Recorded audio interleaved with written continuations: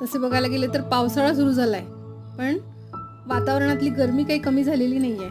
अशा वेळेला काहीतरी थंड पेय प्यावंसंच वाटतं. चला तर मग एक हेल्दी थंड पेय बनवूया. यासाठी मी 4 ते 5 बदाम, काजू, अक्रोड, पिस्ता आणि पेंडखजूर गरम दुधात भिजत घालून ठेवले होते 15 ते 20 मिनटं. छान व्यवस्थित भिजून झालेले आहेत. त्यात अजून थोडे दूध ॲड करून मिक्सरला याची पेस्ट बनवून घेऊया. यात एक बनाना बारीक कट करून टाकते. तुम्हाला जर गोड आवडत असेल तर तुम्ही थोडी साखरही टाकू शकतात, पण पेंडखजूर टाकलेत तर गोडाचे प्रमाण बॅलन्स होते. आपली छान ड्रिंक तयार झालेली आहे. ग्लासमध्ये सर्व करून घेतली आहे. वरून ड्रायफ्रूटचा चुरा टाकला आहे. एन्जॉय करा बनाना मिल्कशेक.